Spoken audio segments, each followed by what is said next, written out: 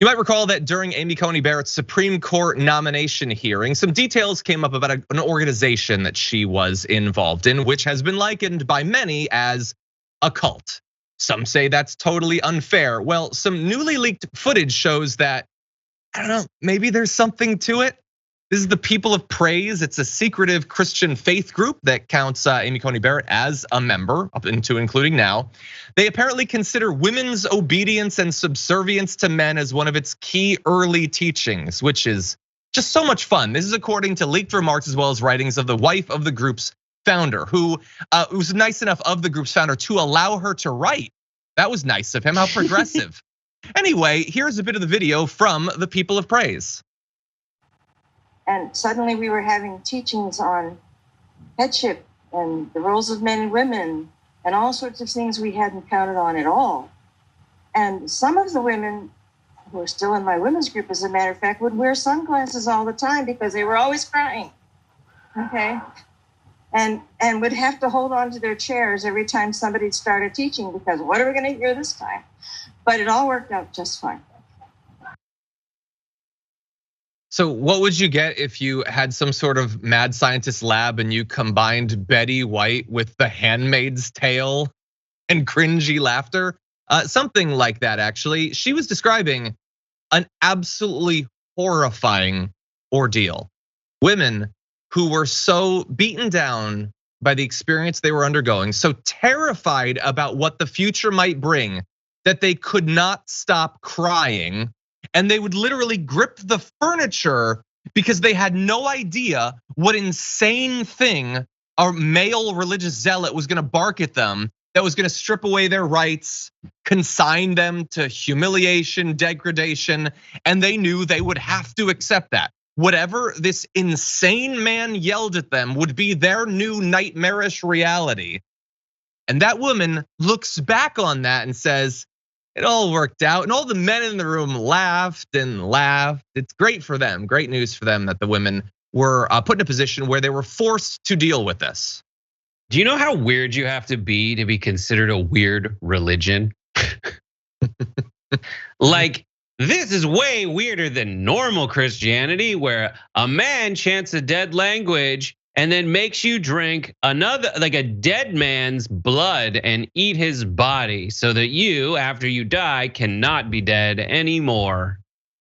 Amen. Yeah, that's the normal one. Like that's the baseline. And in Can I give Judaism, you some details? it's what's that? You're talking about how this one's comparatively weirder. I have some details. I want to buttress what you're saying. So there's the overall philosophical constant of complete obedience of women to their husbands. I mean, I think that's the goal for many religions, but this one was founded on it. So also, let's see, former member, these are former members in the group talking about their experience. All decisions about finances and dating relationships were made by the men. They were encouraged to speak in tongues and perform exorcisms.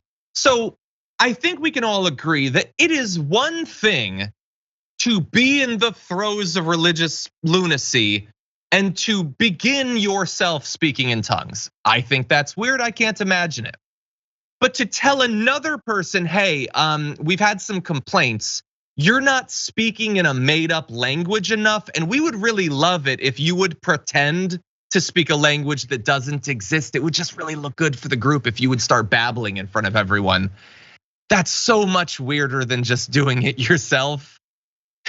For me, a lot of this argument falls apart when you realize that she is like a Supreme Court justice. So obviously this church doesn't preclude you from getting like big time jobs. I think it's they've allowed her to have a job that allows her to pursue their philosophy as judicial dictate. It's more the aspirations of religion, not to like the betterment of the self in one's personal relationship with their Lord, but rather the changing of societies in ways that actually go against the founding principles they say that they hold so dear, but rather to further not American ideology, but this weird theocratic absolutism onto all of us in a way that if you actually read the text of the Bible, Jesus wasn't too keen on.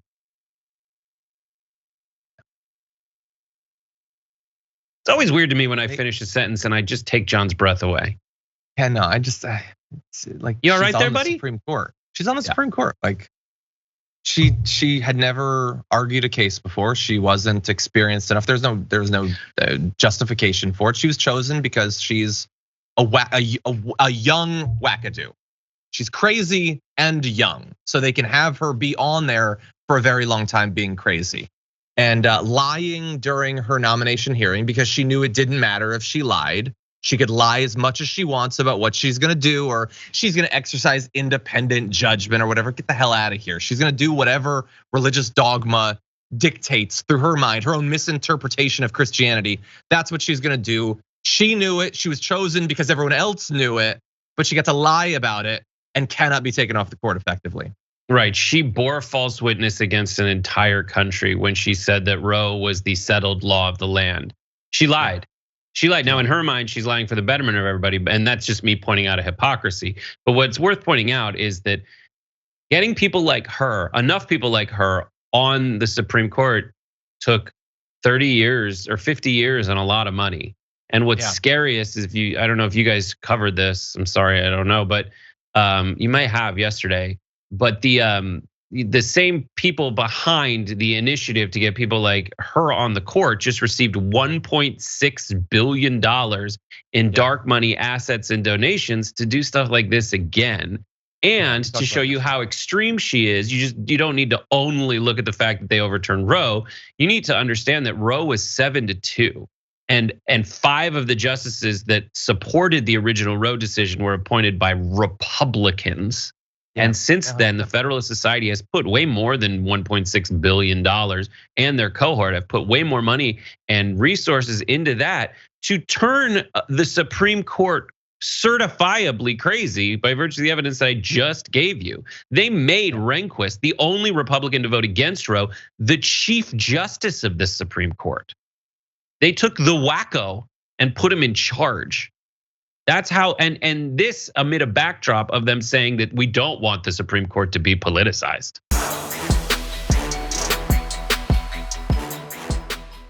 For more political news breakdowns, interviews, stories of activism, and me trying my hardest to care about the occasional big celebrity news story, subscribe to our YouTube channel at youtube.com/The Damage Report.